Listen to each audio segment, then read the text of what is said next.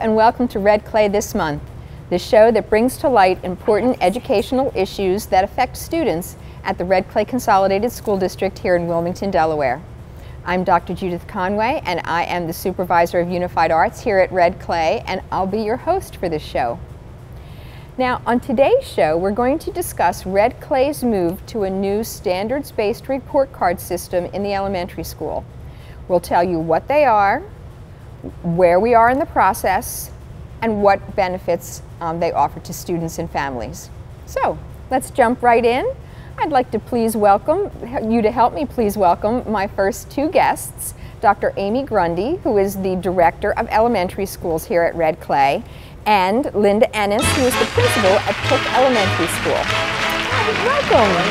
Hey, Amy, great to see you. Thanks for coming on the show. Welcome, Judith. Oh, thanks, Linda. Thanks for coming. So, standards-based report cards. Some places around the country have done them. Other places are a little behind, so we're moving right forward. Can you tell us what is a standards-based report card? Like, how does it differ from the regular report card that we've been used to seeing? Sure. So a standards-based report card is a report card that communicates progress to parents, student progress to parents, based on their progress, the student progress, towards a particular standard. So students will work over the course of a marking period, and as they learn a skill or a standard, the teacher will continually measure progress toward that standard, both formatively and at the end, summatively, and where they land at the end of the marking period is how the communication occurs. So if they are meeting the standard, a parent would see a 3 on the report card. It's very different than a traditional grading report because that is an average. And so if I'm a student and at the beginning of a marking period I'm struggling with a concept and I take an assessment, it gets averaged into my final grade, whereas with standards-based, that won't really count against me because the end goal is to measure progress towards the standard, and if over the course of the time I learn and demonstrate that I know and have the capacity to complete that standard, then that's what's reflected on the report card. Do you have anything to add? I would agree. I just know that when I used to sit in parent conferences, I would hear teachers say, so-and-so is doing so well now, but their grade is this because at the beginning of the marking period, they had a couple of failing grades. And so that's another area with standards-based reporting. Because we're not averaging, we're also not counting zeros, and we are really looking at where the student is at the end of the marking period. I would also add that on a traditional report card, an A or a B may oftentimes reflect that a student is very well behaved, very compliant, completes all their assignments, is a pleasure to have in class. And on the standards-based report card, those learning behaviors are a separate reporting category. So when you see the mark on the report card for academics, it's truly reflecting academics, but we also communicate how respectful a student has been, if they're completing their tasks, that type of thing outside of academic progress. So I think it provides more clear information to parents. Excellent, excellent. So can you give us like an example of what a standard would be? So like students used to have a grade reading. Correct. And you'd get an 85, you know, in reading. So it doesn't look like that anymore. So what might be some standards that would be under reading if you would? Right, so Mrs. Ennis actually has a sample report card, and she can share exactly what would be under each. So if you want to go ahead and read. Sure, so you're right, that was a standard. The former report cards, the non-standards-based report card, you'd have reading as a big umbrella and everything would be averaged in. With the standards-based report card, under reading we have phonics and decoding. How well can students break apart words and figure out unknown words. Then you have fluency, how smoothly can a student read and how quickly can a student read and still have understanding. You have what we call literary comprehension, so how do students understand and are able to answer questions about the characters, the setting, the problem, those kinds of things. And then you have informational comprehension. So how well do they understand nonfiction text? Then we have writing that's separate, and we look at the conventions of writing. You know, can they edit their writing? Can they put together writing that makes sense. And then under that, we also are looking at grammar, and we're also looking at vocabulary. So all of those areas are graded on a standards-based report card instead of having one big. Separate. They're all separate, yes. So I see. So I can tell with my child that some things are good, but let's say vocabulary is not good. That he is using very simple words, whereas he should be using more specific, or he's using words like nice and good as opposed to a more specific word, charitable, gracious. So, and in addition to communicating to parents, along the way as teachers are gathering this information, it also provides a lot of insight for students to understand where their strengths are and where they might have gaps that they still need to work on. So students, when they would see an A or a B or an O or a G, it didn't mean very much, but now you really see which areas I've tackled and which areas I still need to work on. And so it communicates a lot to the student, the family, and it also provides tremendous information to the teacher. Correct. The other area that was never on our report card before is a standard for speaking and listening. And there's a lot of conversation with teachers on how do we grade that. And they've come up with rubrics and come up with assignments that they were doing before, but now they realize that that would fit into that category too. So it's really transformed how teachers assess students as well. The information that they realize they need to gather, so the lessons then they realize they have to plan and teach and then measure how well students learned from that lesson. It's just transformed what's happened in many of these classrooms. And this is just in the early stages of implementation, so it's very exciting. Right. So tell us, where are we in the process of implementing this? It's an elementary, confined to elementary schools, right? Correct. So right now we are in our second year of piloting at Cooke Elementary School, Richey Elementary School, and Forest Oak. Forest Oak Elementary School, thank you. I have a little slip there of the brain. Right. It's a and good so thing at Linda's those here. schools, right, exactly. We are currently implementing in grades 1, 2, and 3. So last year they did grades 2 and 3, and we've added on first grade this year. This year we've added on in grades 2nd and 3rd grade. The schools that are piloting this year are Baltz, North Star, and Heritage. And we had a meeting in January, our district committee with our stakeholders. And at that meeting we talked about what is our plan for the future. So we're in the early stages of identifying our final plan for district-wide implementation in lower elementary, K through 3 is what the discussion is, where the discussion has been. We haven't made any final decisions yet, but the discussion is around and has been with our stakeholder team around kindergarten through 3rd grade, and then the next final decision we have to make is it kindergarten through 3rd grade in all our elementary schools next year, or do we continue a slower rollout so that we can be very intentional and deliberate and make sure that we're prepared to do that. So as this year progresses and comes to a close, we'll have more final decisions. We'll have a definite plan that we'll continue to communicate with all our stakeholders.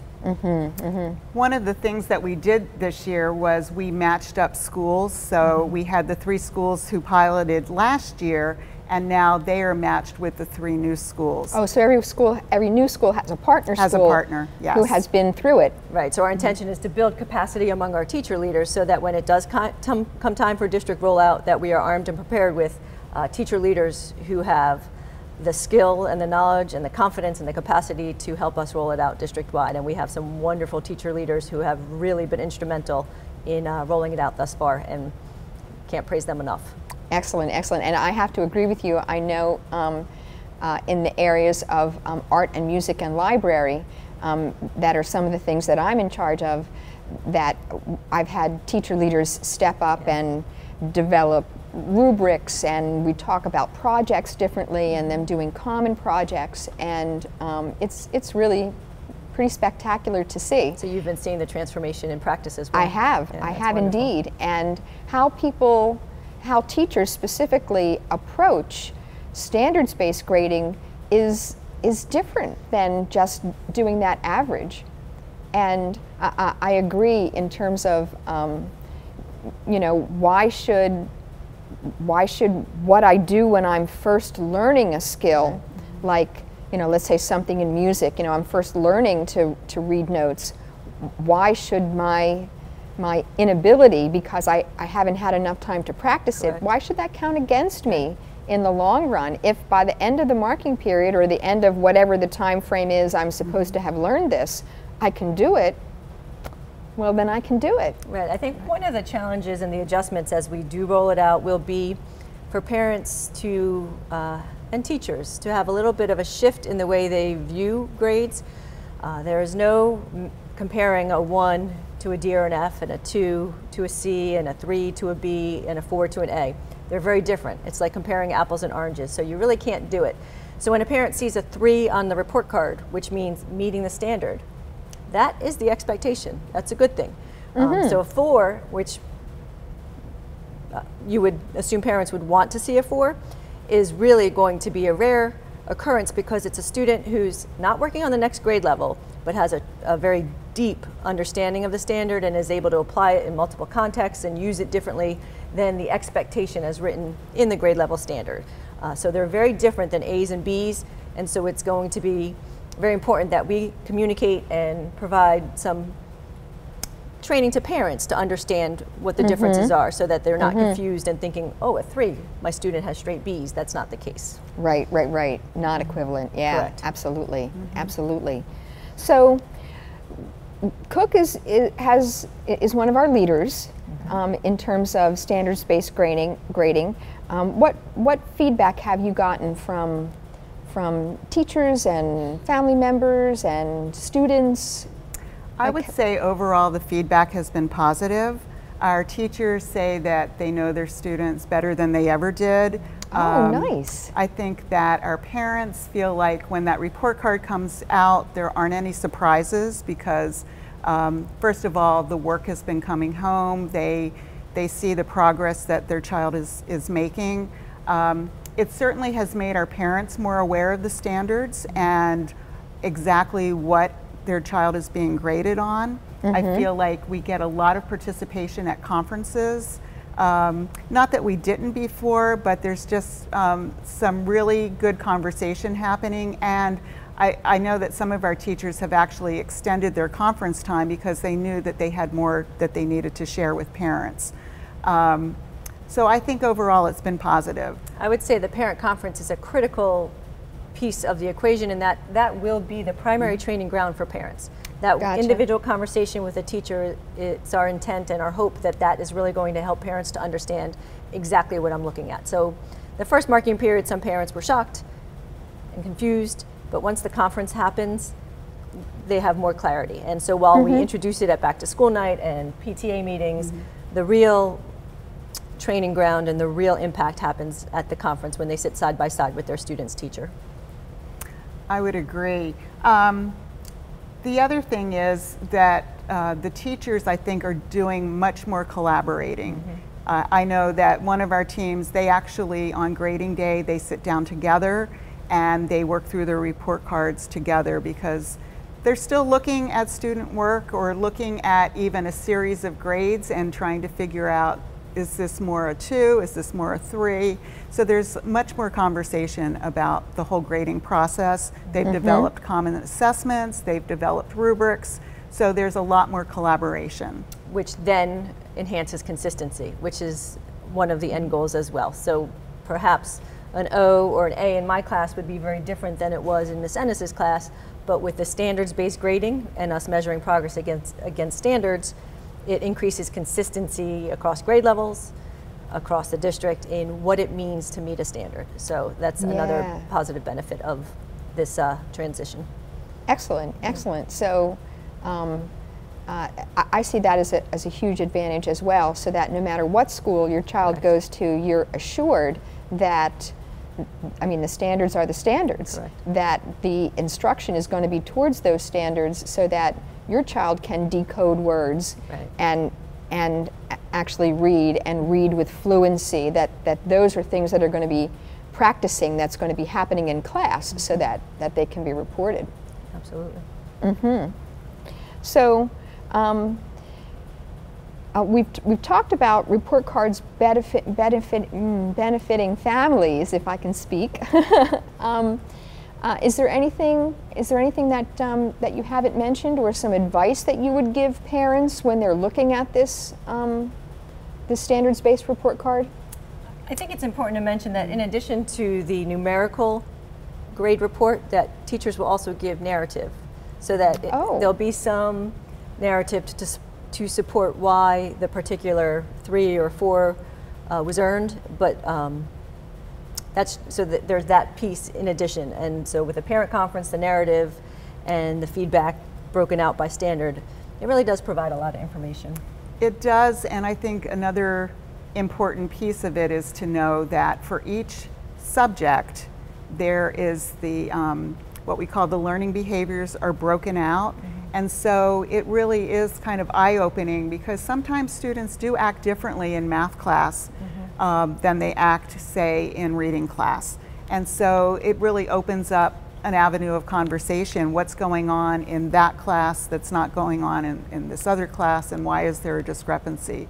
So I think overall we like, even though it's more things to look at, I think we like being able to break it out based on subjects. So an academic grade and a learning behavior. A learning behaviors grade. Correct.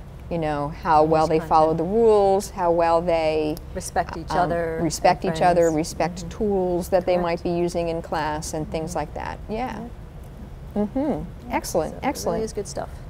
And I think the last thing that I was thinking about was report cards changing the way your teachers think about instruction, and I think we've pretty much covered that. It does. I would add that if a teacher used to have a favorite lesson that was not aligned to any standard, it really the old dinosaur lesson, Correct. or butterflies. Exactly. Yeah. Unless it really is being used to get at a standard, it falls off the plate. And so the unintended consequences, positive consequences, are that teachers are becoming very deeply familiar with their standards.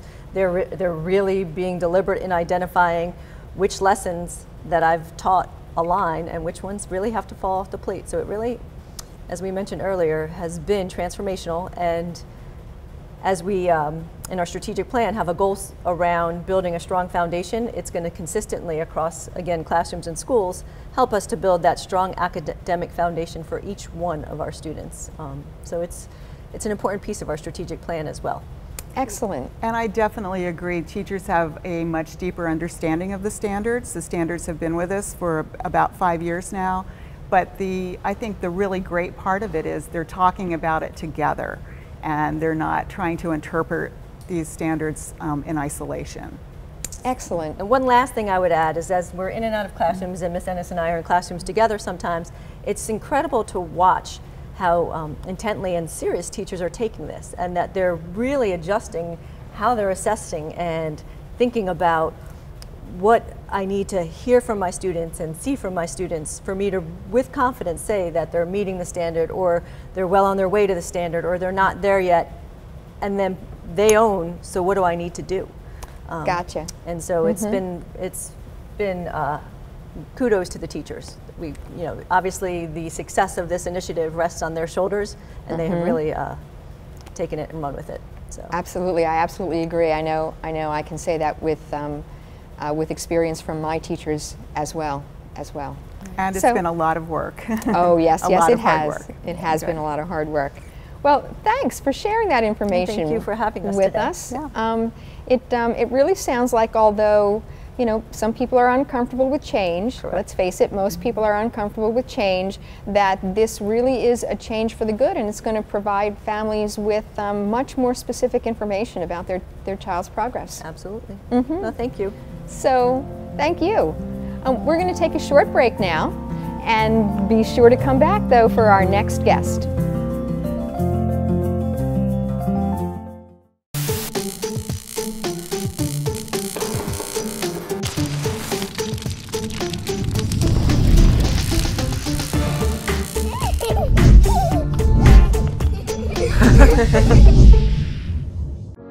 There's a lot of fear in coming back to school. I wasn't sure if I could do it. I'm a 40-year-old man that walked in there to get his high school diploma. It was very hard for me, but the teachers, the counselors, they help you. One of the teachers was Miss Araceli. Miss Araceli, she gave me direction. Every single time I had a question, she'll put down whatever she's doing and she'll come over and she'll sit there with you until you get it. Thank you, Ms. Araceli. I know you make a difference in people's lives because of the person and teacher you are. I wanted to be here because I wanted to thank you for helping me get a beautiful gift. 50% of getting your high school diploma is walking through those doors. The other 50% is doing the work. Getting your high school diploma, it is a life-changing experience. It really is.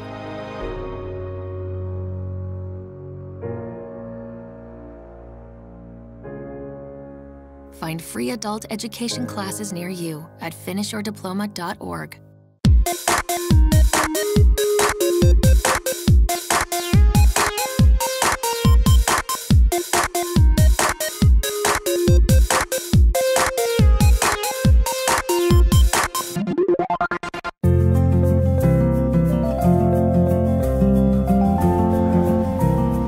Welcome back. I'm glad you've come back to join me in welcoming our next guest, Sherri Brooks, who is a teacher at Richey Elementary School. Hey, Sherri. Hi, how are you? I am great, thank you. Thanks so much for coming. Thanks for having me. Sure, sure. Now, you know, we've been talking about standards-based report cards. So, you've had some experience on a teacher level, yes, with what this has been like, and how you've gone through it. This is your second year with yes. it? Yeah, yeah. And so, have you seen parents using the new information that they've gotten from the report card? How is that going? Well, last year, I can speak on behalf of all the teachers in the district. We were very nervous when the first round of conferences came because we weren't sure what to expect from parents. And I think overall, when we regrouped and came back together, the reaction from parents was very positive. I think parents were able to see the amount of information and the in-depth view of their child and how their child was performing against the observable set of skills and standards, as well as we were able to talk about how could we guide improvements if and when it was needed. Oh, that's excellent, excellent. So it really does change. We've talked a little bit about this before, it changing parent-teacher conferences. You felt that it did? Oh, absolutely. As Ms. Ennis said, conferences in the past had been very general. It was, you know, my child's doing well. You might have talked a lot about behaviors. With the standards-based report card, as they mentioned, the learning behaviors as well as the academic progress, they are separated. So I feel like the majority of the conference is spent on the learning progress and how the child is progressing towards mastery of the standards that were taught and assessed during that specific marking period.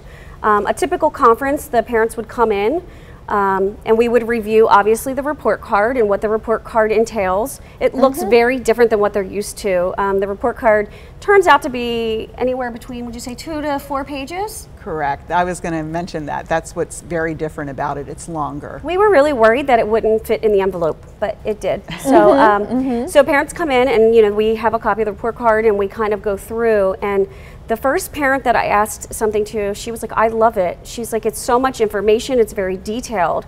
She had mentioned the fact that prior in first grade, the report card simply mentioned, you know, their child was OG, on grade, or below grade level. And with this, she knew specifically looking at reading, you know, we have lots of learning progressions and standards underneath reading. So you're able to get a really clear picture of how a child's doing. If they are struggling, you're able to pinpoint exactly what areas they need to focus on to improve. You know, it's not just an overall reading grade or a summary. Right, right. And that kind of specific information can really be helpful, I would think, for parents to be able to say, oh, well, because nobody is good evenly, you know? Well, no, and that was the thing. We used to like this, you know? Some things we're a little better at, some things we're a little not better at. Right, right.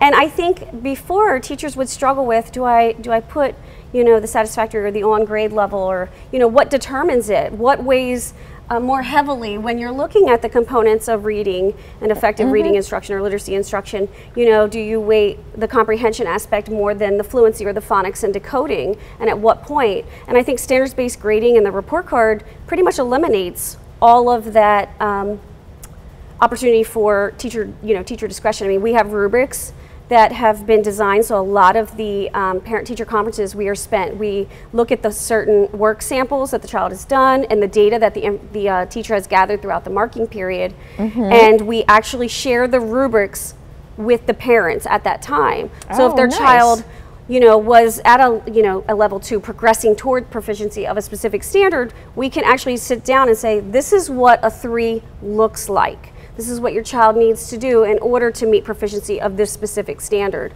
And like you said, we're not all gonna have the same level of ability in different areas. So it's just really nice because it just provides like a focus. And parents can then leave that conference and they know exactly what they need to do and what they need to work on with their child when they, for the next marking period.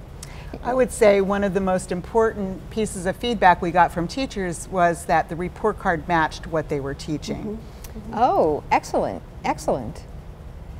And in cases, in cases where we had developed assignments, when we started standards-based grading and developing, as Ms. Ennis said, during our PLCs, teachers we've spent a lot of time collaborating and analyzing what tasks we were using and what formative assessments we were using throughout the marking period. And it's no longer, oh, I really liked this. We really had to look deeply and see, where does this fit in the learning progressions of this particular standard when we're teaching. And the teachers have really worked to align everything that we're doing to a particular standard so that parents throughout the marking period are receiving these formative updates, though, like Ms. Ennis and Dr. Grundy said, they're not surprised. That goes home. Yeah. Yeah. It's been a lot of work, but I think the work has been very worthwhile. Not only for the teachers, but also for the parents, and most importantly, it's been worthwhile for the students. And that's what I was going to say. Do you think students are learning more or better, or has it improved the climate of how students are learning? I think the rigor, we often hear the word rigor, and the rigor has increased. I definitely think the instruction and the way students are learning is just more focused. They know exactly what those learning goals are and what they need to do to achieve those learning goals. So yes, I do think instruction overall is improving, both on my part as a teacher as well as for the students. Excellent. I think it's changed the way, it's transformed the way we teach. It's definitely transformed the way we grade. And our grade books, I think that was probably the biggest adjustment for teachers in this whole process, has been, what does your grade look like? Because your grade book is no longer a traditional, I have a page for reading and I write down everything. Now, when we just finished report cards, and we give a grade for reading literature comprehension as well as informational comprehension, fluency and phonics and decoding and word recognition, as well as speaking and listening, and everything is really broken down. So your grade book, depending on the assignment that you did or the task or the assessment that you have given, you have to put it in the correct place. So for example, instead of one grade, say for a test, there might be multiple places in your grade book where you're recording based on that assessment. Right. So if a project entailed a number of things, then this part of the project goes here, but this part of the project, like maybe it's something where they've written something and they're going to share it. So the writing part goes one place, and the sharing part, that speaking, that being able to listen to someone, and I'm so glad that that would go another place, and I'm so glad that we're including those skills finally that we traditionally haven't, because if you think about kids' success and learner success and as kids get older, their success, if you can't express yourself, then you're not going to be successful. Right. You have to be able to express yourself, to collaborate with people. You have to be able to listen to what they're really saying in order to collaborate with people. And I think that's just really great that the Common Core standards have that in there, and that we're paying attention to that. We're saying, kids need to be articulate. As part of the pilot, we were all really nervous, but I think there's been a lot of collaboration within a school as well as between the schools. And we've really been able to meet together, collaborate, share data. The curriculum supervisors throughout the district have also been very responsive to the teachers' feedback and the teachers' wants and needs. For example, you know, thinking of, you were saying we might have to put an assessment in multiple places in a grade book. Now when we enter data in our data tracking system through Data Service Center, we record it by question, but now we're either able to obtain a report on a specific cluster, and we can see over time how the child has progressed on that particular cluster. Because again, you know, we've moved away from averaging. If the child has struggled all along, but now in that summative has mastered that particular cluster or that standard, then they have earned a 3, which is meeting proficiency. So I think we learned a lot of lessons last year, but I think the district's been very responsive and trying to make it very user-friendly and easier for teachers. Yeah, and I'm glad you mentioned our curriculum supervisors, because I wanted to put in a plug for them. They've worked very hard and side by side with us to develop these assessments and meet with Data Service Center and things like that. And so we basically have rubrics. So for example, in 2nd grade, you know, the first marking period, we focused primarily on the 2 clusters in mathematics, add and subtract within 20, as well as represent and solve word problems. And all of our data is in the system and it's aligned. And then in reading, when we enter our data in the computer, it's actually broken down by progression. Because, you know, within a standard, in standard 1, you know, students have progressions that they need to they first have to learn how to do this before they can do this, before they master the standards. So we're actually, if a student is struggling, we're actually able to pull data to see exactly within a standard where they're struggling. Oh, and where, you know, like where they've hit that wall. So for example, text features, you know, first they have to be able to identify a text feature, and then they have to be able to use the text feature to answer a question before they can master the full standard. And so we're able just to have that concrete data of exactly where they fall in the learning progression towards mastering that standard. So it's just really helpful for both the teachers to inform instruction, as well as it is for parents to see what they need to do and what they need to work on at home to help guide improvements in the future. Excellent, excellent. And that reinforces what we're trying to do as a district too, in terms of a data-driven decision-making, that the data really guides what you do next in the classroom, because you can tell whether your students have it or don't have it yet. And so do you need to keep working on this, or do you take that next step because they're ready? Right. And building success for everyone that way. That's great. Yeah. That's great. Well, I want to thank you both and Amy Grundy for coming on the show today. Next up, we have a new segment where we introduce you to different school board members, and so I hope you enjoy that. I hope you find it as interesting to watch as I did. Today, I'll be interviewing Catherine Thompson. She represents Election District G and is the board representative to, get ready for this list, the Board Policy Review Committee, the Code of Conduct Committee, Community Financial Review Committee, the Dropout Prevention Committee, and the DSBA, which is the Delaware School Board Association. She is their legislative representative. So, welcome, Catherine. Welcome. Thank you for having me. Oh, thank you for coming in. You know, it's just always so nice for our community to be able to have a chance to get to know the school board members a little bit and to hear what you think about some things. Now, my first question is, you know, being a school board member, I'm not sure whether you know this, but I'm sure you can imagine, it requires so much volunteer time. I mean, no one gets paid for being a school board member. It's all volunteer. So how did you become interested in being a school board member? Well, it's kind of interesting. I have 2 kids, my 2 children, both of whom went through Red Clay. Oh, yay. And as my daughter, I was always involved in their schools. But as my daughter was in AI High School, I got very involved. And it was at AI High School where I became the PTA president. At that point, I started attending board meetings. I've always been interested in education, because education to me is without a doubt the path to a good future.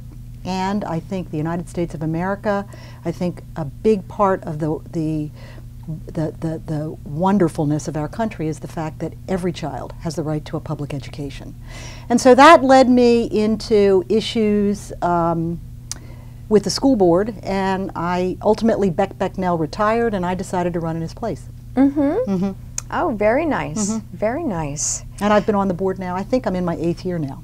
Oh, wow. Wow. Yeah, I know you're not up for re-election for a couple more years. No, so I'm not.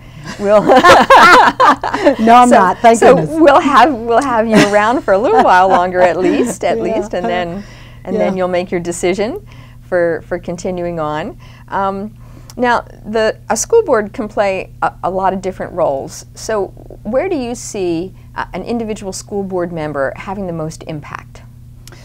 That's also a very interesting question, because the role of the school board, as people may or may not know, is really to hire the superintendent and set policy. But I do think that most school boards go way beyond that, and and ours is no exception. And so I think what is really important to me is to really understand the big issues that come up in our district, and they come up as you're on the board longer and longer. You see that year over year the same topics come up every month, so you know what the issues are going to be. December we're going to deal with administrative contracts. We're going to deal with class size waiver come October. We're going to deal with class size. Yeah, exactly.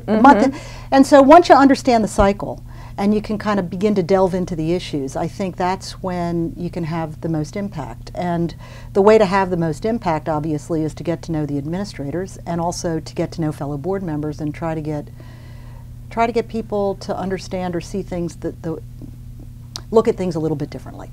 Okay? And I view that as the challenge. Yeah. It's you know, there are 7 board members that all have their own perspective, their own view on things. Absolutely. And to try and build background knowledge for everyone and build consensus is yeah, I really agree. That's quite a challenge. It is a challenge, and as you come on the board, it really takes several years to begin to fully understand what the cycle is, and even then to understand what the issues are, because the issues when you're sitting out in the audience are very different than the issues when you're sitting behind the table of the school board. It's very different. And the way you understand them is very different. I don't have an education background, so for me, it's been a real learning. So you're really building your background knowledge. Absolutely. Absolutely. Even after all this time. Absolutely. You're still continuing to build. Yeah. Absolutely. Yeah. Absolutely. I think that's probably a common occurrence, in that a school board member never gets, oh, well, I'm comfortable. You know, you're always, oh, I need to know a little bit more about that. Or that's an aspect I never really thought about before. Oh, that's an impact that I didn't realize was connected to this or that or whatever. And the administration, from whom we get a lot of our information, I mean, they learned about this, they've worked with this, they look at it one particular way. And as a school board member, and I think I've said this publicly a couple of times, I want options. I want options when I make a decision, and then I want to understand what the impact of those options and the consequence of those options are. And so it's been kind of difficult, and I think it's been a learning process for everybody to come up with, begin to think about what are our different options so that we can make a choice, you know, and then an informed choice. So it really does take a lot of background work. A lot of it goes on, I think, from pretty much everybody on the board. But brand new board members, I mean, I'm telling you, it takes 2 or 3 years before you really understand what really is going on. Right, and the implications of everything, because every decision has, you know, equal and opposite reactions, so to speak, you know, to borrow from our science folks. And you never please everyone. It's not possible. Well, that's true. That's it isn't possible. Yeah. So it's, and it's very political, so that's the part of it that I really am not very good at. But understanding the issues is something I do really, I take very seriously, and I have learned a lot. And I can tell by the questions you ask at school board meetings that that you're probing, and that you're wanting to know a little more, and you're wanting everyone to hear whatever the answer is to your question. That's true. That is true, and I know that's even controversial at that point, but I do ask a lot of questions. That's somewhat my background, but it's mostly to understand what's going on, and I do think that the transparency is critical. Oh, I absolutely agree. It's critical, and I know everybody says transparency, and I believe it, but until we can really talk about our issues openly, I'm not sure we're really being transparent, and until we can really give voice to why we've chosen the path that we've chosen, I'm not sure it's really transparent. And even at that point, we're not going to please everybody. It's not possible. Right. Now, is there an educational issue or issues that you feel very strongly or very passionate about? Well, I feel very passionate about making sure that every one of our children, every one of them, has the opportunity for an excellent education. And that's a simple thing to say, and it's really hard to implement. But I do think we need to make sure that we're funded appropriately, and at this point I'm not sure we are. We need to make sure that everybody, every child has a wonderful opportunity, and that means great principals, great teachers, great curriculum, great opportunities. We also have to deal with the behavior in our schools, because some of that, I think, is undermining the educational process for others too. So yeah, I just think America is great. I mean, I know you hear everything that Donald Trump says about make America great, but I do think America is great in large measure because unlike many countries in the world, every child in our society has the right to a free and appropriate public education. And I think that's phenomenal. I think that's a phenomenal opportunity. And I think the key word there, appropriate, is appropriate. And not different. There was an equity conference that we hosted recently that I attended, and I know the board is working on an equity policy, having an equity committee, and so that word appropriate just really rings true to me in terms of that there are many different choices we can make in terms of what is appropriate for each individual student. Right. And we want to make the best one. And we have a wide swath of students. We have a wide swath, and I know, and this is one thing I've heard and I've seen, the complexity of the students is growing. And that creates a real challenge. It does create a big challenge, but each and every one of them is a person, and each and every one of them is a student, and each and every one of them gets 12 years of school, and that's it. You know, then they can go on beyond that, but in the traditional public school system. You know, you got Del Tech, though, and there's wonderful choices even after that. But I know that if they want to be successful, the real key is getting an education. And to me, a big thing too is, and I've seen it with my own kids, we have this opportunity to get a free education in America. And I think the real trick is helping students to understand what a privilege that is. What a privilege it is, so that they really want to go after it, and they really want to get that education, which is going to help them in their futures. Exactly, exactly. And let's face it, that's what we want to do for every child, is set them up for success. Absolutely. That's our job. Absolutely. Well, thank you so much. Yeah, thank you, Cathy, for coming and talking to us today and sharing your ideas and your thoughts with us. We really appreciate it. Yeah, appreciate the time, Judith. Thanks a lot. Yeah. And thank you for tuning in. We'll see you next time on Red Clay This Month.